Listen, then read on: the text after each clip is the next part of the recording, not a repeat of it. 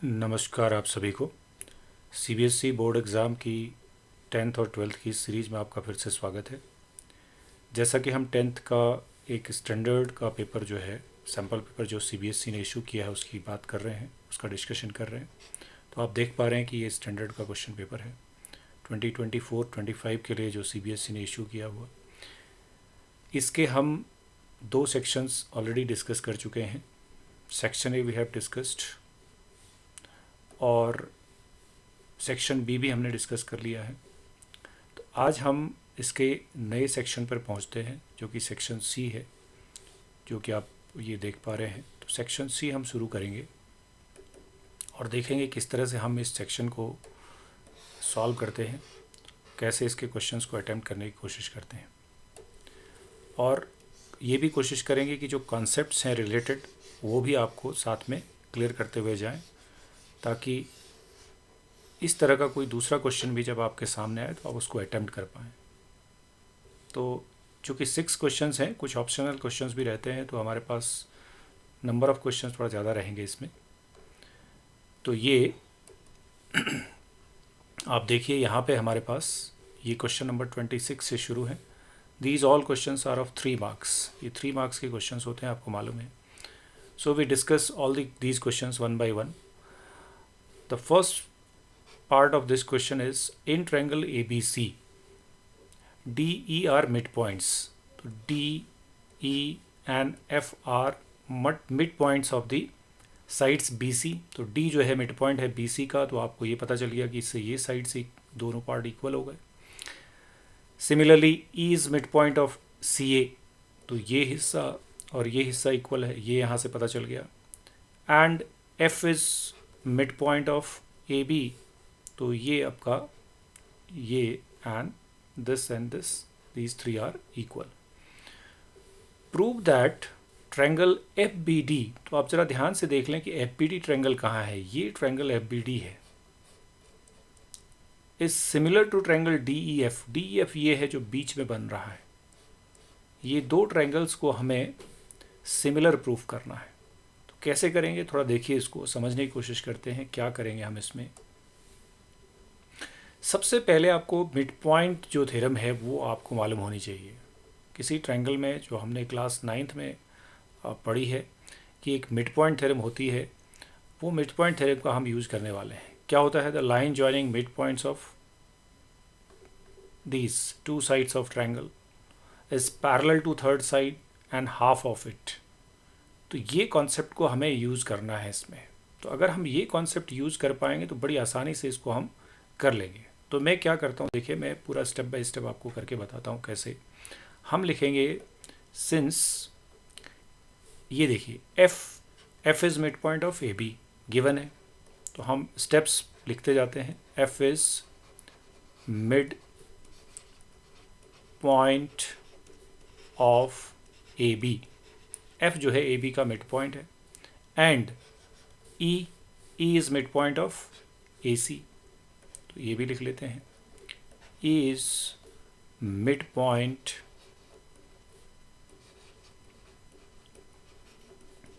Of A C. ये दोनों ही चीज़ें आपको गिवन है, तो इसके लिए आपको कुछ अलग से नहीं सोचना कि how you are writing this. So this is given.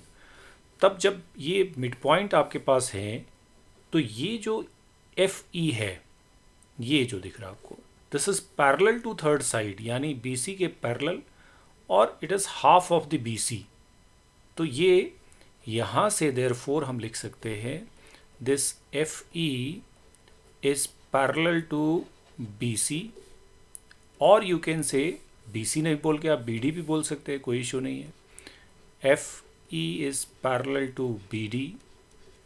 And दूसरी चीज़ क्या होता है कि एफ ई जो है इसका हाफ भी हो जाता है, हाफ ऑफ बी सी। अब ये क्यों लिखा, इसका रीज़न आप ज़रूर लिख दीजिए यहाँ पे। ये है mid point theorem. This is because of mid point theorem. तो ये आपने ज़रूर लिख लेना है, क्योंकि अगर ये आप जानते हैं तो आप बड़ी आसानी से इस क्वेश्चन को अटैम्प्ट कर लेते हैं। तो इससे क्या फ़ायदा हुआ, हाफ ऑफ बी सी जब आप बोलेंगे, तो ये बी सी का हाफ जब आपने बोला तो ये बी डी हो गया। ठीक है, क्योंकि डी भी मिड पॉइंट है यहाँ पे, तो बी सी का half that is B D, so और you can say this is equal to B D, यहाँ पर लिख सकते हैं। इससे क्या होगा कि जब ये एफ ई जो है इस बी सी के पैरेलल यानी बी डी के पैरेलल हो गया और ये इसके बराबर भी हो गया, तो मतलब आपके पास मिला F E is parallel to, देखिए इसको मैं वापस दिखाता हूँ आपको कि कैसे, ये आपने लिखा पैरेलल और ये आपने लिखा इक्वल। इससे क्या होता है कि ये जो पूरा क्वाड्रिलेटरल है कौन सा, F B D E, F B D E is a parallelogram, ये एक पैरेललोग्राम बन जाता है। ये काम कर लेंगे तो बड़ी आसानी से आप इसको कर लेंगे। क्या क्यों बन गया parallelogram, one pair of opposite sides equal and parallel, ये एक थ्योरम है जो ये बताती है कि कोई भी क्वाड्रिलेटरल पैरेललोग्राम बन जाएगा जब उसकी अपोजिट साइड, कोई भी एक पेयर अपोजिट साइड्स का, वो इक्वल भी हो जाए और पैरेलल हो जाए। तो अब आपके पास ये एक पैरेललोग्राम बन गया, कौन सा, जो मैंने ये शेड किए हुए दोनों रीजन है, जो एक पैरेललोग्राम दिख रहा है आपको, F B D E parallelogram बन गया। अब आप आता है कि आपको क्वेश्चन में क्या पूछा गया है। Let us come to the question which is asked. तो अब देखिए क्या पूछा है आपसे, अब हम वहाँ पर आते हैं जो आपसे पूछा गया है। इसमें आपसे पूछा है कि आप ये दो ट्रायंगल्स को जो मैंने शेड किए हुए अलग अलग, इनको आप जो है क्या करेंगे, सिमिलर करेंगे। तो कर देते हैं सिमिलर, अब इन्हीं ट्रायंगल्स को लिखते हैं। लेट अस राइट इन ट्रायंगल्स, अब हम वही लिखेंगे, इन ट्रायंगल्स कौन सा लेना है, एफ बी डी एंड दूसरा ट्रायंगल देख लीजिए आपके क्वेश्चन में है F B D and D E F, D E F. अब हम देखते हैं क्या होगा। अब जरा आप देखिए तो ये पैरेलल होने से क्या होगा कि आपका जो ये वाला एंगल है यहाँ पर जो बना वो इसके इक्वल हो गया, क्योंकि ये अल्टरनेट इंटीरियर एंगल है, क्योंकि साइड्स पैरेलल हो चुकी हैं। तो हम चाहे तो इसको एंगल 1 लिख लेते हैं और इसको 2 लिख लेते हैं। So we write angle 1 is equal to angle 2, ये हो गए alternate interior angle, alternate interior angle, ठीक है। पैरेलल साइड से हैं तो जेड फॉर्म कर रहे हैं तो अल्टरनेट इंटीरियर एंगल। दूसरा हम क्या करेंगे, ये एंगल और ये एंगल, क्योंकि पैरेललोग्राम है तो अपोजिट एंगल्स भी इक्वल हैं, तो यहाँ पर मैं इसको लिख देता हूँ 3 और यहाँ लिख देता हूँ 4। तो आप इसको ऐसे लिख लीजिए, इसको मैं एक बार और लिखता हूँ यहाँ पर, इसको ऐसे रब करते हैं, रुकिए। हमने नीचे कौन सा लिया है 2, हमें नीचे वाला ट्रायंगल पहले लिखना है, एफ बी डी हम नीचे वाला यूज़ कर रहे हैं, तो एफ बी डी में है 2, तो हम आगे पीछे कर ले रहे हैं, बस कुछ चेंज कर दे रहे हैं केवल। हमने 1 इज इक्वल टू 2 बोला था, 2 इज इक्वल टू 1 लिख रहे हैं, क्योंकि हमारा पहला जो ट्रायंगल है वो एफ बी डी है। तो 2 is equal to 1 and 4 is equal to 3। तो 4 इज इक्वल टू 3 का क्या रीज़न बताया मैंने, 4 इज इक्वल टू 3 है कि opposite sides parallel, opposite angles parallelogram के इक्वल होते हैं। Opposite angles of parallelogram are equal, opposite sides भी इक्वल होती हैं बट यहाँ पर एंगल्स की बात हो रही है। तो बस 2 एंगल चाहिए आपको, तो therefore triangle F B D similar to triangle D E F, ये आपका डबल ए क्राइटेरियन जो है सिमिलरिटी का आपने लगा दिया इसमें, और आपने प्रूफ कर दिया कि ये ट्रायंगल जो है सिमिलर है। एंड इसके अलावा एक और चीज़ भी पूछी हुई है कि डी ई एफ जो बीच वाला ट्रायंगल है वो पूरे ट्रायंगल के भी सिमिलर है, तो ये भी हमको दिखाना है।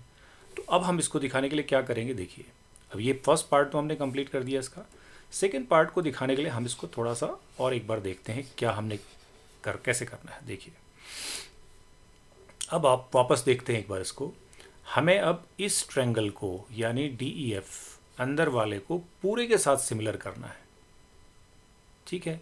वैसे पूरे के साथ सिमिलर करने के लिए हम एक एंगल ऑलरेडी इक्वल कर चुके हैं, ये वाला और ये वाला, क्योंकि हम इसे पैरेललोग्राम प्रूफ कर चुके हैं।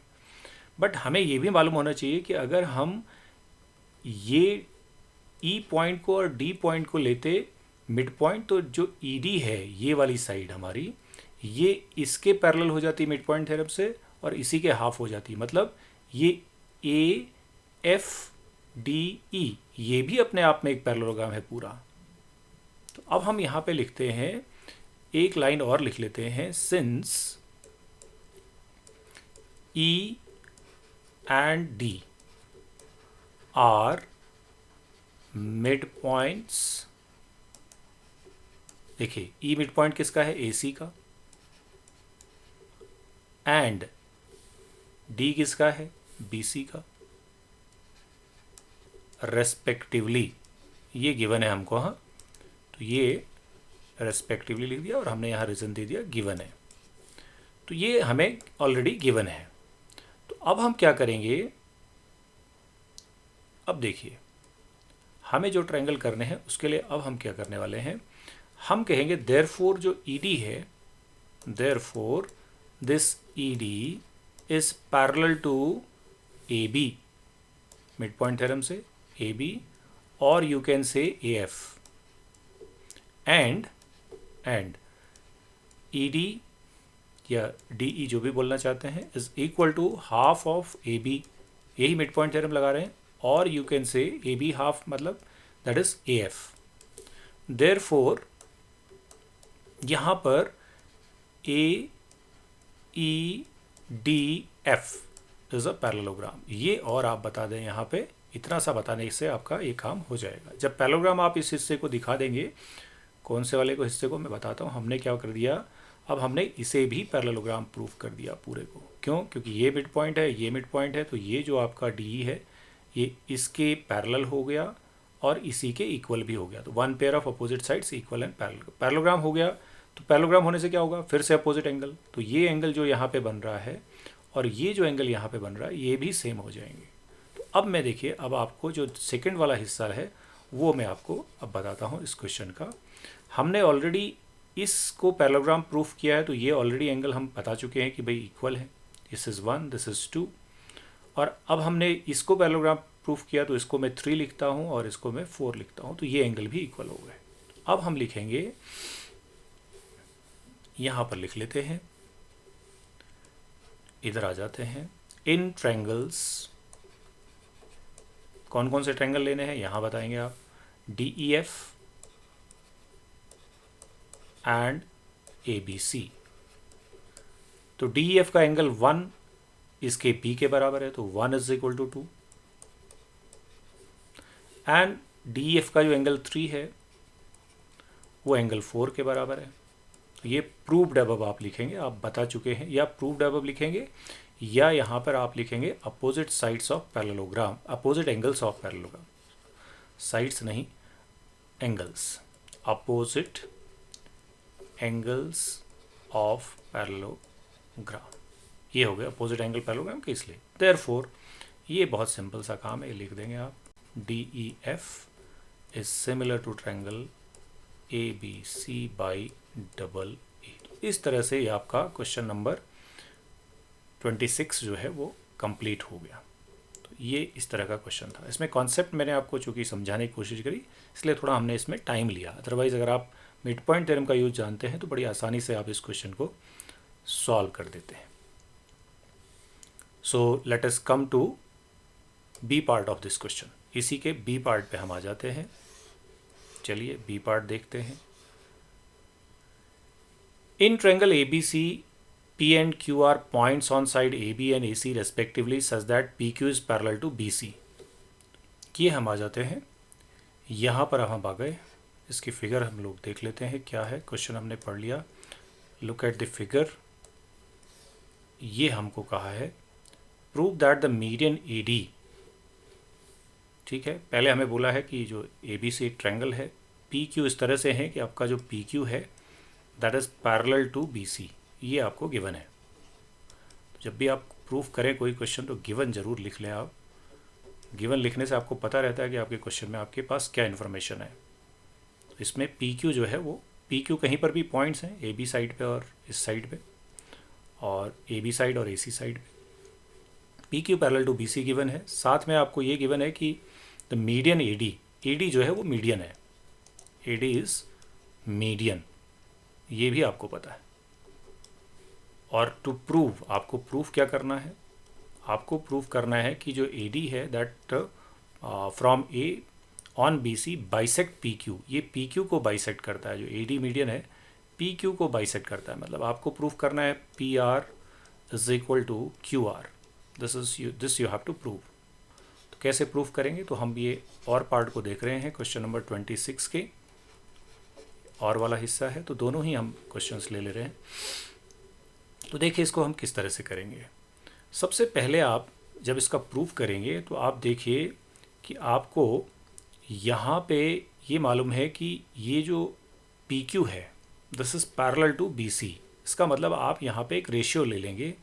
सिंस मैं यहाँ पे लिख देता हूँ PQ is parallel to BC, what does it mean? It means AP upon AB,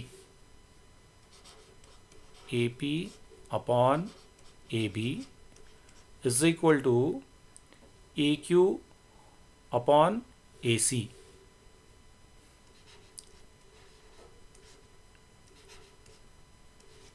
as well as, चूँकि ये पैरेलल है PQ, तो ये AR अपॉन AD भी होगा। ये किससे हुआ? ये तो BPT से हुआ। बेसिक प्रोपोर्शनलिटी थ्योरम आपको बताती है कि आप जब भी कोई साइड, एक लाइन जो है वो पैरेलल है किसी एक साइड के, तो वो डिवाइड करती है अदर टू साइड्स को इन सेम रेशियो। तो अब हम क्या कोशिश करेंगे, अब हम यहाँ से कोशिश करेंगे कि किसी तरह से ये ट्रायंगल और ये पूरा ट्रायंगल हम सिमिलर दिखा पाएँ, तब हम आगे बढ़ पाएंगे। तो हम अब यहाँ से चलते हैं, हम लिखते हैं in triangle APR and ABD, इनको सिमिलर करने की कोशिश करते हैं। तो ये बड़ी आसानी से हम सिमिलर कर लेंगे। देखिए कैसे, क्योंकि ये हमारे पास एंगल इक्वल हो जाएंगे। यहाँ पे मैं 1 लिख दूँ अगर, और यहाँ 2 लिख दूँ, क्योंकि करस्पॉन्डिंग एंगल है, पैरेलल है साइड्स। क्योंकि ये PR जो है पूरा हिस्सा PQ का BC के पैरेलल है। और यहाँ पे अगर 2 लिखा जाए तो यहाँ पे ये 3 हो जाएगा। तो हम यहाँ यही लिख लेते हैं, बहुत सिंपल तरीके से इसको कर देते हैं। 1 इज इक्वल टू 2 एंड यहाँ पे आप 1 लिखा आपने, यहाँ 2 लिखा, यहाँ आपने 3 लिखा और यहाँ पे 4 लिखना है। तो 3 इज इक्वल्स टू 4, ये करस्पॉन्डिंग एंगल है। ठीक है, करस्पॉन्डिंग एंगल है। क्यों है करस्पॉन्डिंग एंगल? क्योंकि आपका जो PQ है as PQ is parallel to BC, ये गिवन है आपको। तो यहाँ से ट्रायंगल सिमिलर हो गए। Triangle APR is similar to triangle ABD by AA। AA से आपने ट्रायंगल सिमिलर कर दिए। तो जब ट्रायंगल सिमिलर होंगे तो क्या होगा? AP upon AB is equal to, देखिए ये साइड PR और BD, तो PR अपॉन BD, ये हो गया CPST, corresponding part of similar triangle. अगर ट्रायंगल सिमिलर हो गए हैं तो उनकी साइड्स भी प्रोपोर्शन में हो जाएंगी। तो ये यहाँ से हमने एक रिजल्ट ले लिया। This is first result. चाहे तो आप इसे फर्स्ट रिजल्ट कर लेते हैं, इसे हम सेकंड रिजल्ट मानते हैं, सेकंड इक्वेशन बना लेते हैं। सिमिलरली आप इस तरफ के ट्रायंगल्स को, यानी इस ट्रायंगल को और इस पूरे ट्रायंगल को, यानी ADC को, तो आप लिख लेंगे सिमिलरली लिख लेंगे। आप पूरा दिखाने की ज़रूरत नहीं होती है, यहाँ पे हम सिमिलरली लिख लेते हैं। Similarly triangle AQR is similar to triangle ACD, ये भी सिमिलर हो जाएंगे। तो यहाँ से हमें क्या मिलेगा?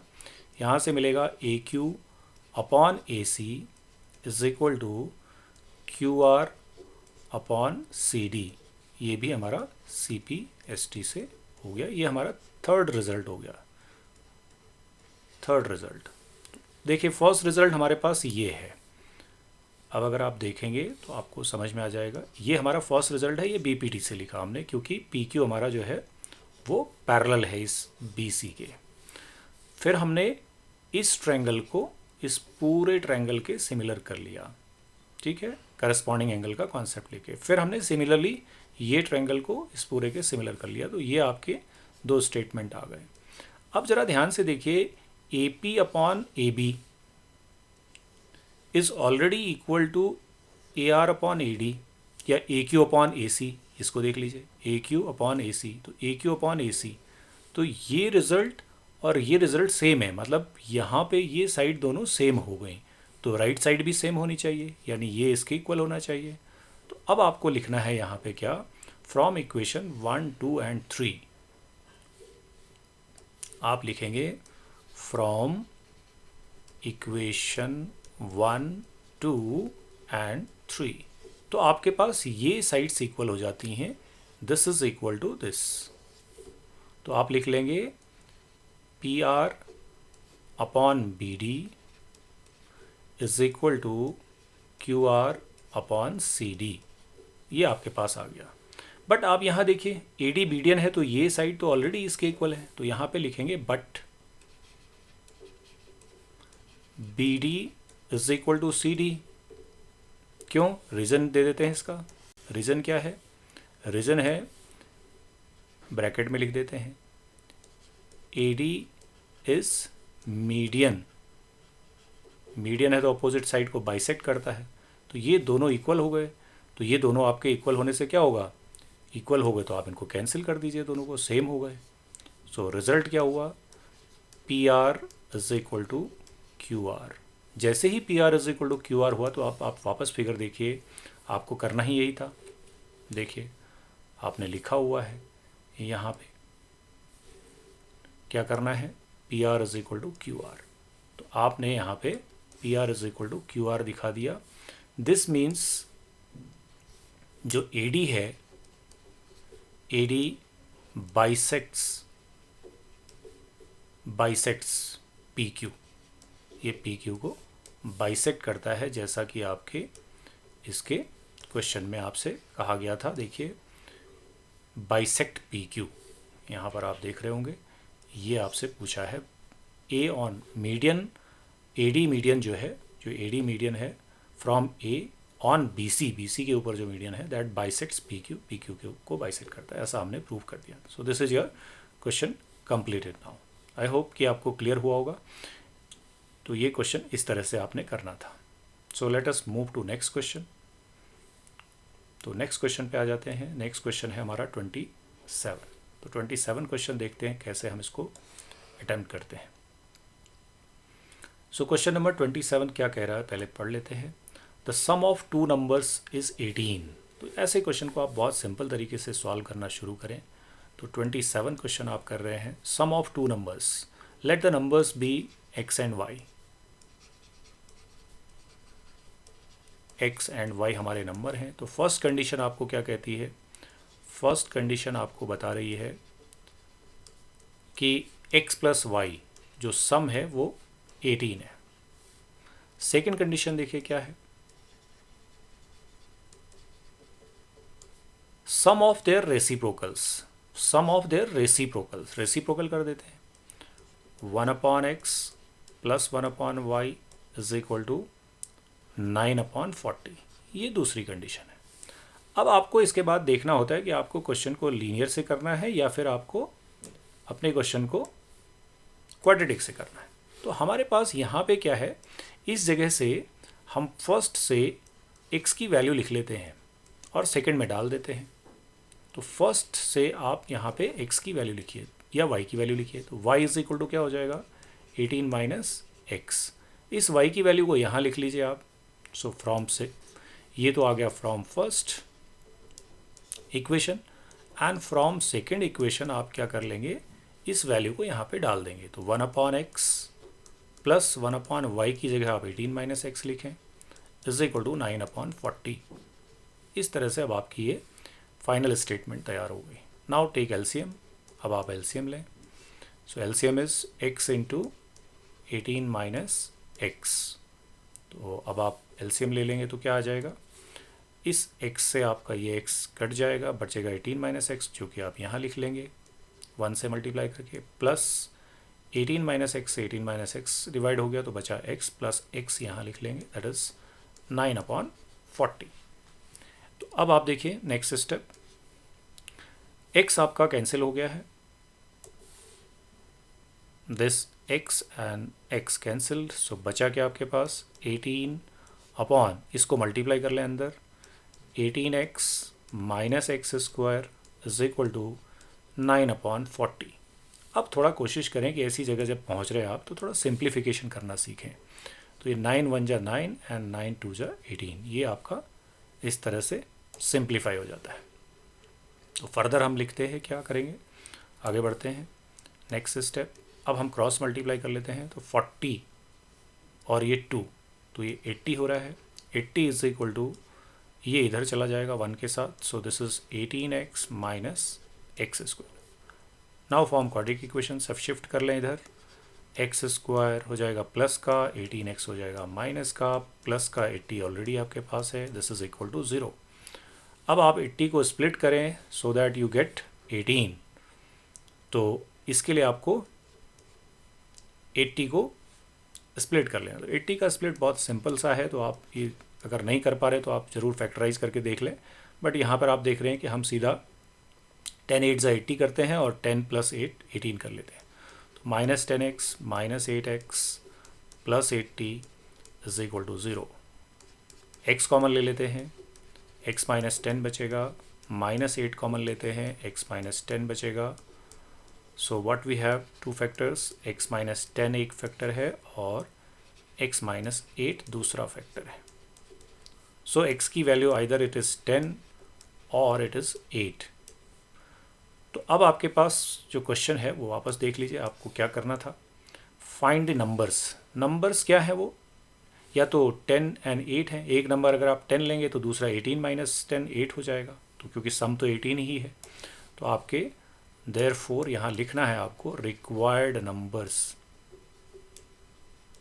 Are 10 and 8। किसी भी ऑर्डर में बोले आप, 8 एंड बोले या 10 8 बोले, तो इस तरह से ये क्वेश्चन आपका सॉल्व हो गया, जो कि कंपैरेटिवली सिंपल सा क्वेश्चन था। तो आई होप ये आपको क्लियर हो गया होगा। Come to next question. Next question पे आ जाते हैं, जो कि क्वेश्चन नंबर 28 है। तो 28 क्वेश्चन देखते हैं क्या कह रहा है। So let us come to 28th question. If alpha and beta are zeros of the polynomial, तो ये है आपका question number 28। Alpha and beta are the zeros of the polynomial. Polynomial is x6 x² minus 5x plus 1, इसके zeros हैं।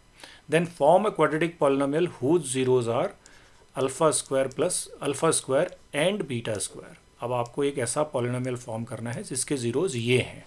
तो बहुत simple सा काम है, आप इससे जो आपका गिवन पॉलिनोमियल है उससे पहले सम ऑफ जीरोज निकाल लें। अल्फा प्लस बीटा क्या होता है, माइनस बी अपॉन ए। तो माइनस बी, तो माइनस देख रहे हैं आप, ये ऑलरेडी माइनस में है, तो ये 5/6 हो गया positive. And product alpha beta is C upon A. C क्या है आपका 1 है, तो 1/6। फर्स्ट आपने यही कर लेना है कि आपने जो आपका गिवन पॉलिनोमियल है उसके sum of zeros and product zero. अब आपको जो पॉलिनोमियल लिखना है उसके जीरोज हैं ये alpha square and beta square, तो इनका सम करके देखते हैं। So alpha square plus beta square is equal to, अब कैसे निकालेंगे, इसकी हेल्प से निकालना है।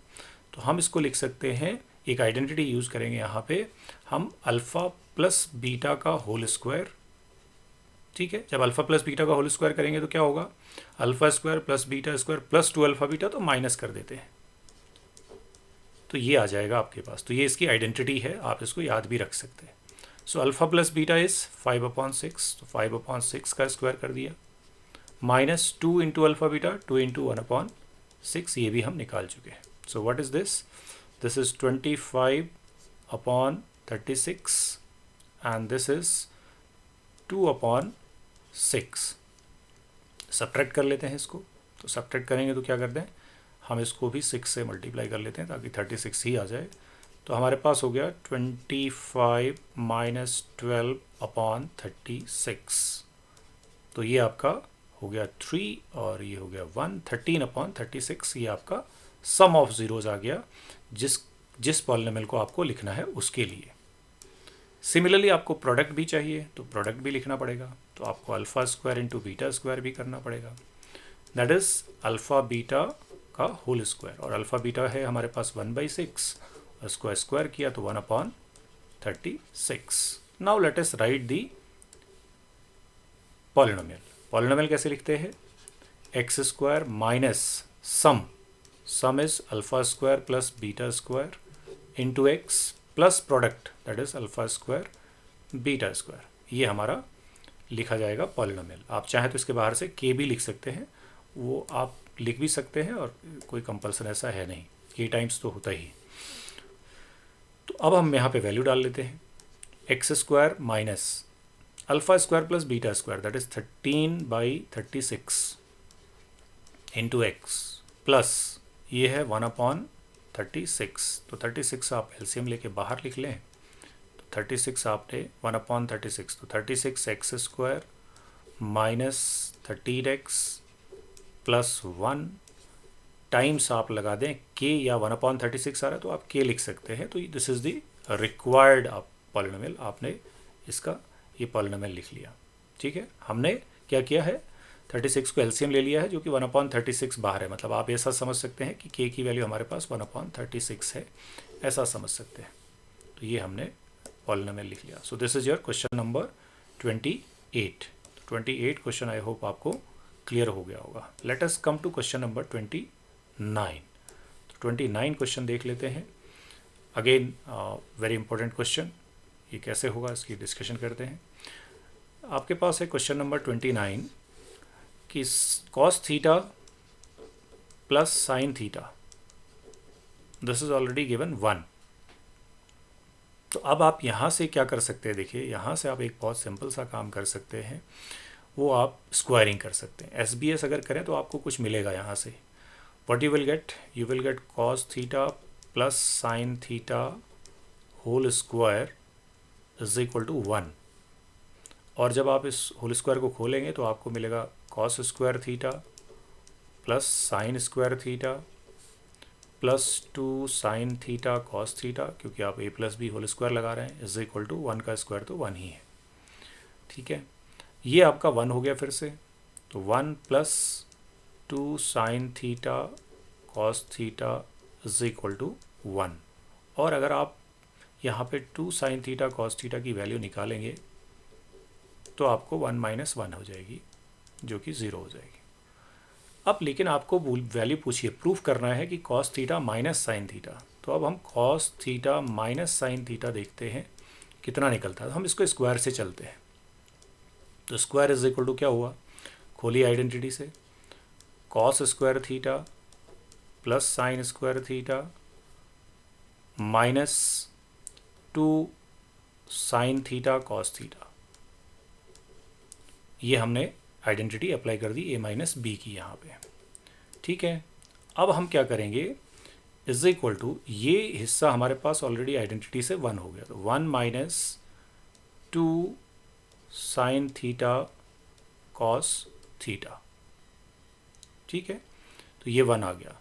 और आप देखेंगे इसके बाद साइन थीटा कॉस थीटा की वैल्यू हम 2 साइन थीटा कॉस थीटा की वैल्यू ऑलरेडी निकाल चुके हैं, जो कि 0 है। तो दिस इज 1 माइनस 2 इंटू 0, तो दिस इज 1। तो 1 क्या आया हमारे पास, cos theta minus sine theta, this is not plus, this is minus. So this is cos theta minus sine theta whole square is equal to 1। जब आप root करते हैं स्क्वायर रूट तो फिर आपको प्लस माइनस लिखना होता है। तो टेकिंग स्क्वायर रूट, तो यहाँ पे हम स्क्वायर रूट ले लेते हैं। टेकिंग स्क्वायर रूट, तो स्क्वायर रूट करेंगे तो क्या होगा, cos theta minus sine theta is equal two plus minus 1। तो जो कि आप देख पा रहे हैं आपके क्वेश्चन में कि आपको प्रूफ करना है कि ये जो है cos theta minus sine theta plus minus 1 है। So we have prove this here. कैसे प्रूफ किया वो आपने देखा। So this is one again interesting question, simple question but interesting one. Let us move to next question. आपको मैं कोशिश कर रहा हूँ कि जो भी कॉन्सेप्ट है क्वेश्चन से रिलेटेड वो एक्सप्लेन करूँ। फिर भी अगर आपको लगता है कि कोई चीज़ आपको कहीं पर कंफ्यूजिंग है तो आप ज़रूर कमेंट कर सकते हैं, पूछ सकते हैं, सो दैट हम नेक्स्ट वीडियोज़ में उन चीज़ों को डिस्कस कर लेंगे। So let us come to question number 30। Question number 30 देख लेते हैं। 30 में क्या है हमारे पास, द मिनट हैंड। पहले ए पार्ट को देख लेते हैं 30 का। A minute hand of a wall clock is 18 centimetre long. जब भी आप मिनट हैंड का यूज़ कर रहे हैं यहाँ पे, तो हमारे लिए मिनट हैंड रेडियस का काम करती है, क्योंकि क्लॉक को हम एज अ सर्कल यहाँ पे ले रहे हैं। तो 18 सेंटीमीटर आपका रेडियस है, ऐसा समझ लीजिए। Find the area of the face of the clock described by the minute hand in 35 minutes. 35 minute में हमने कितना एरिया जो है वो जो क्लॉक है उसके फेस का कितना एरिया इस मिनट हैंड ने कवर किया है, ये आपको बताना है। तो सिंपली है, आप ये देखो कि अगर 60 मिनट आपकी मिनट हैंड चल जाती है तो एक पूरा राउंड लगा लेती है, वन राउंड मतलब 360 डिग्री टर्न हो जाती है। तो 60 मिनट में मिनट हैंड जो है वो 360 डिग्री टर्न हो जाती है। ठीक है, ये मिनट हैंड की बात हो रही है, यही समझना है आपने। तो minute hand completes one complete round, that is 60 minute, that is 360 degree. तो आप सिंपल समझिए यहाँ से कि आपका 60 डिग्री जो है वो 60 मिनट जो है, not 60 degree, this is 60 minute. 60 minute जो है मिनट हैंड का, वो 60 मिनट जो है वो 360 डिग्री के इक्विवेलेंट है। दिस इम्प्लाइज आपका जो 1 मिनट है दैट इज 360। तो आपको ये याद भी रखना है, क्योंकि आपके क्वेश्चन में किस तरह से आपको पूछा जाएगा मालूम नहीं। 6 डिग्री, तो 1 मिनट अगर मिनट हैंड मूव करती है तो वो 6 डिग्री टर्न हो जाती है, ऐसा समझिए। यहाँ पे आपसे 35 मिनट की बात कर रहा है, तो हम 35 मिनट में देख लेते हैं कितना एंगल बना रही है मिनट हैंड। तो 6 इंटू 35, तो हम इसको कैलकुलेट कर लेते हैं। 6 5 ज़ा 30 एंड 6 3 ज़ा 18, 18 एंड 3 21, 210। तो ये 210 डिग्री जो है मिनट हैंड ने एंगल फॉर्म कर दिया है, कितने मिनट में, 35 मिनट्स में। अब आपसे एरिया पूछा है, तो एरिया जब आप देखेंगे तो यहाँ पे सिंपल सा कॉन्सेप्ट है। जब आप किसी मिनट हैंड की बात कर रहे हैं इस तरह से, तो जो एंगल बनेगा वो अगर 210 डिग्री का एंगल बना हुआ है, तो आप समझिए कि आपने एक सेक्टर फॉर्म किया हुआ है कुछ इस तरह से। ये तो और ज़्यादा बड़ा होगा इससे, क्योंकि 180 से ज़्यादा एंगल आपका बन रहा है। तो आप ये देखिए कि ये एंगल कुछ इतना जैसा हो गया, इस तरह से 210 डिग्री आपका ये एंगल हो गया। So what you have to find out is the area of this sector. तो ये जो सेक्टर आपका फॉर्म हुआ है, इस सेक्टर का एरिया आपने यहाँ पे फाइंड आउट करना है। So let us find out the area of sector. Area of sector, तो एरिया ऑफ सेक्टर का जो फॉर्मूला है वो है क्या, पाई आर स्क्वायर थीटा अपॉन 360। तो इसमें आपको केवल वैल्यूज़ सब्स्टिट्यूट करनी है और आप इसको कैलकुलेट कर लेंगे। So put the values. Pi आप देख लें, अभी पाई को भी डाल सकते हैं यहाँ पे, पाई के लिए कुछ बोला नहीं है तो हम 22/7 भी ले सकते हैं, लेकिन हम पहले पाई लिखते हैं। आर हमारे पास ऑलरेडी हमने देखा था, आर जो है वो कितना है, 18 है इस क्वेश्चन के लिए। तो आर हमारा 18 हो गया, 18 मल्टीप्लाइड बाई 18 इंटू एंगल हो गया 210 थीटा अपॉन 360, और पाई की वैल्यू भी डाल देते हैं। पाई अगर हम यहाँ पे 22/7 ले लेते हैं तो नेक्स्ट स्टेप में लिख लेते हैं, चलिए 22/7। तो यहाँ पे है 18 एंड 210 एंड डिवाइड में है आपके पास 360। तो करें सिंप्लीफाई, कैलकुलेट कर लेते हैं। तो 7 है हमारे पास, तो ये इसको कैंसिल आउट कर देगा। 7 3 ज़ा 30 टाइम्स, 30 का 0 हम कैंसिल कर देंगे, 3 से भी काट देंगे इसको। 3 12 ज़ा हो गया। 12 से भी हम और भी कैंसिल आउट कर सकते हैं। 3 की टेबल पढ़ लेते हैं, 3 4 ज़ा, 3 6 ज़ा, फिर 2 की टेबल भी पढ़ सकते हैं, 2 2 ज़ा एंड 2 9 ज़ा, और इस 2 से भी हम इस 22 को कैंसिल कर देते हैं। ये सिंप्लीफाई आप कर लें अपने तरीके से। तो हमारे पास आ गया 11 इंटू 6 इंटू 9, इतना हमारे पास आ गया। तो ये हो गया हमारा 66 इंटू 9, 9 6 ज़ा 54 एंड 9 6 54, 54 और 5 59, 594 centimetre square is the correct answer for this question. तो इस तरह से आप एरिया ऑफ सेक्टर यहाँ पे फाइंड आउट कर सकते हैं। Look at the next part of this question. इसी का हम दूसरा पार्ट भी देख लेते हैं क्विकली। ये हम देख रहे हैं कि दूसरा हिस्सा भी है इसका। A B is a chord of circle centred at O. तो सेंटर ओ है, दिख रहा है। Angle A O B 60, okay, this angle is 60 degree given. O A is 14, O A 14 है, यानी आपका रेडियस 14 है, तो ओ बी ए भी 14 हो गया। Find the area of minus segment, यानी माइनस सेगमेंट का एरिया आपसे पूछा है, यानी इसका एरिया आपसे पूछा है। तो आप जैसा देख पा रहे हैं कि एंगल 60 है, तो सारे ही एंगल 60 हो गए, क्योंकि ट्रायंगल है, ऑलरेडी आइसोसेलेस तो होता ही है, अब ये इक्विलेटरल भी हो गया। तो एरिया ऑफ सेगमेंट, सीधा फॉर्मूला आप लगाइए, कुछ नहीं करना है। Area of segment is equal to होता है formula area of sector minus area of triangle. तो सेक्टर माइनस ट्रायंगल, तो सेक्टर का एरिया अभी अभी हमने पढ़ा, pi r square theta upon 360।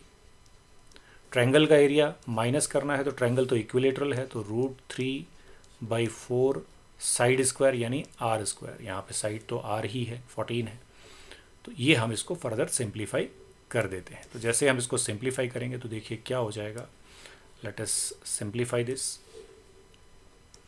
हम सबसे पहले आर स्क्वायर को कॉमन ले लेते हैं, तो हमारे लिए थोड़ा काम आसान हो जाएगा। आर स्क्वायर कॉमन लेते हैं, बाकी हम वैल्यूज़ डालते हैं। तो ये है हमारे पास एंगल 60 है, पाई है 22/7, तो 22/7। आर स्क्वायर हम कॉमन ले चुके हैं, एंगल है 60, ठीक है। ये पाई है, थीटा है, और ये 360 है। आर स्क्वायर आपका बाहर आ चुका है, 60/360 ये है, माइनस, अब यहाँ पे आपके पास √3/4 ही बचा है, आपने आर स्क्वायर कॉमन ले लिया। फर्दर सिंप्लीफाई करते हैं। आर स्क्वायर अभी हम कर लेंगे, ये 14 का स्क्वायर है, तो यहाँ पे आप थोड़ा सिंप्लीफाई कर लें इसको, देखिए कैसे। तो ये हमारे पास 60 से 360 कट जाएगा 6 टाइम्स, और सिंप्लीफाई कर लेते हैं, तो 2 3 जा एंड 2 11 जा यहाँ पर कर सकते हैं। तो ये हमारे पास बच गया 11/7 3 जा 21, 11/21 ये बच गया, माइनस √3 आपको ऑलरेडी दिया हुआ है, आप चाहें तो इसको लिख लें अभी, अदरवाइज़ आप अभी इसको √3/4 लिखा रहने देते हैं, ठीक है। तो ये हम अब इसको भी अंदर ले जाते हैं और सिंप्लीफाई ही कर लेते हैं, क्योंकि कुछ हमारा कैंसिल आउट भी हो जाएगा। या फिर हम 24 इसमें एलसीएम ले लेते हैं, 21 × 4 ये एलसीएम ले लेते हैं अंदर। सिंप्लीफाई करना है इसको, आप देख लीजिए कैसे आप इसको आसानी से कर सकते हैं। तो 21 × 4 हमने लिया, तो 21 कट गया, 4 11 44 ये आ गया, माइनस ये 21 √3 हो गया यहाँ पे इस तरह से। तो इसमें हम 14 और ये हम कैंसिल आउट कर लेते हैं। अब कौन सा, ये हम लिख लेते हैं 14 × 14 एंड ये आपके पास अपॉन 21 × 4, इसको भी बाहर लिख लेते हैं। This is 44 minus 21 multiplied by 1.73 आपको क्वेश्चन में दिया हुआ है यहाँ पर √3 की वैल्यू। आपने केवल वैल्यू को सब्सटीट्यूट करना है और इसको सिंप्लीफाई कर देना। सो लेट अस सिंप्लीफाई क्विकली। तो ये हम सिंप्लीफाई करेंगे, तो ये हमारे पास 7 3 जा 7 2 जा एंड 2 2 जा एंड 2 7 जा। तो ये हमारे पास बाहर से तो आ गया आपके पास 7/3 बच गया, अंदर आप सिंप्लीफाई कर लें। 44 माइनस ये आपको मल्टीप्लाई करना पड़ेगा, तो 21 और 1.73 है, और ये 21 है, मल्टीप्लाई किया तो 3 7 1 ये है, 2 3 जा 6, 2 7 जा 14, 2 1 जा 2 एंड 3 346 ये है, तो 3 3 4 1 5 6 3, तो ये आपके पास आ गया 36.33। This is now finally 7/3 multiplied by, subtract कर लेते हैं, 44 है आपके पास और 36.33 है, तो ये 10 से 3 7, 9 से 3 6 एंड यहाँ पे 3, 13 से 6, 7, तो 7 ये आपके पास बचा 7.67, 7.67, ठीक है। तो ये आप अब मल्टीप्लाई कर सकते हैं, 7 7 जा 49, 7 6 जा 42 एंड 42 एंड 4 46, 7 7 जा 49, 49 एंड 53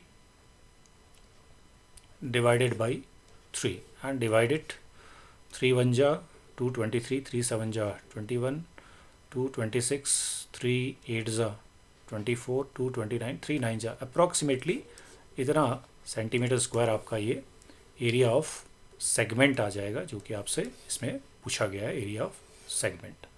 तो ये आप चेक कर लेंगे, कैलकुलेशन आप एक बार और देख लेंगे कैसे आप कर रहे हैं। So let us move to last question.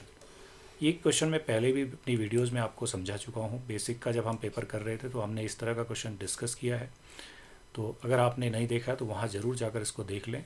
But मैं क्विकली एक बार और आपको इसको यहाँ पे समझा देता हूँ कि किस तरह से आप √3, √5, √2 कुछ भी आपका आता है प्रूफ करने के लिए, तो उसको आप कैसे करेंगे। सो दिस इज़ क्वेश्चन नंबर 31।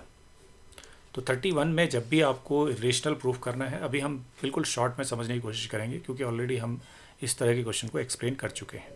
तो हम √3 को एक रेशनल नंबर मान लेते हैं, हम इसको एज्यूम कर लेते हैं कि ये एक हमारा रेशनल नंबर है, q is not equal to 0 है एंड साथ में p and q are coprime है। को प्राइम का मतलब आपको बताया था कि जिनका 1 के अलावा कोई कॉमन फैक्टर नहीं है। तो हमने एक रेशनल नंबर इसको एज्यूम कर लिया है, तभी हम इसमें आगे बढ़े।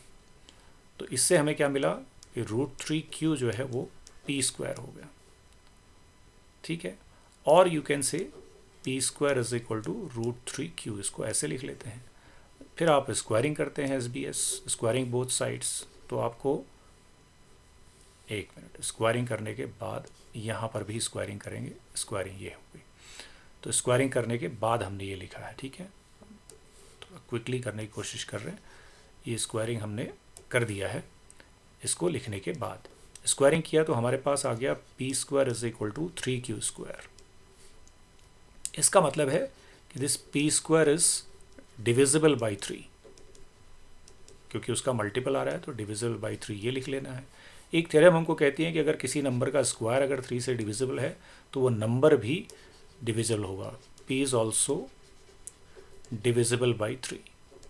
तो यहाँ से ये थ्योरम का हम रीज़न दे देंगे यहाँ पे, ये हमारी एक थ्योरम के हिसाब से है। तो जब हमने ये p इज़ डिविजिबल बाई 3 बोला तो हम p को क्या लिख सकते हैं, 3 टाइम्स समथिंग, तो 3 टाइम्स k लिख दिया, ठीक है। स्क्वायरिंग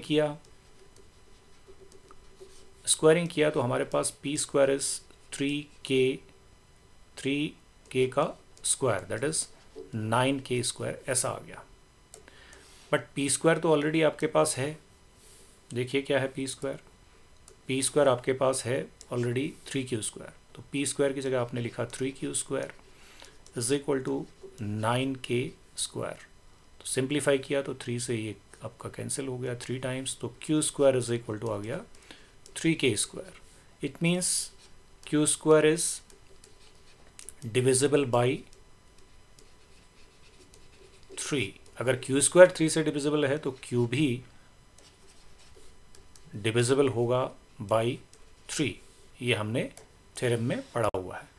इससे क्या कंक्लूजन हुआ, कंक्लूजन ये हो गया कि आपका p जो कि यहाँ पर आपने किया है 3 से डिविजिबल, और q भी आपका 3 से डिविजिबल है, और जबकि आप कह रहे हैं कि p एंड q को प्राइम है, यानी उनमें कोई फैक्टर है ही नहीं 1 के अलावा। सो यहाँ पे आपको लिखना है दिस कॉन्ट्राडिक्ट्स आवर एजम्पशन। क्या assumption, that p and q are coprime. ये हमारे उस एजम्पशन को कॉन्ट्राडिक्ट करता है जिसमें हमने कहा था p and q are coprime. इसका मतलब है कि हमने जो एज्यूम किया था, our assumption was wrong. Therefore our assumption, जो भी हमने एज्यूम किया था कि ये एक रेशनल नंबर है, एजम्पशन इज रॉन्ग अगर आपका एजम्पशन रॉन्ग है तो फिर जो √3 है इज़ एन इर्रेशनल नंबर। तो इसको आप और डिटेल में ज़्यादा अच्छे से समझना चाहते हैं तो मेरी बेसिक में जो मैंने यहाँ पे समझाया हुआ है √5 के लिए, वहाँ पर उसको जा कर के और डिटेल में देख सकते हैं। तो इस तरह से हमारा ये जो पूरा सेक्शन है, सेक्शन सी कंप्लीट हुआ है। आने वाली वीडियोस में हम सेक्शन डी डिस्कस करेंगे और कोशिश करेंगे कि आपके कॉन्सेप्ट्स को क्लियर करें। और आपको अगर किसी भी क्वेश्चन में लगता है कि इसमें और कोई कॉन्सेप्ट आपका है जो नहीं समझ में आया, वो क्लियर होना चाहिए, उसके लिए आप ज़रूर कमेंट कर सकते हैं। मैं इसमें आगे कोशिश करूँगा कि वो भी क्लियर करूँ। तो इस वीडियो में इतना ही, मिलते हैं नेक्स्ट वीडियो में। Thank you.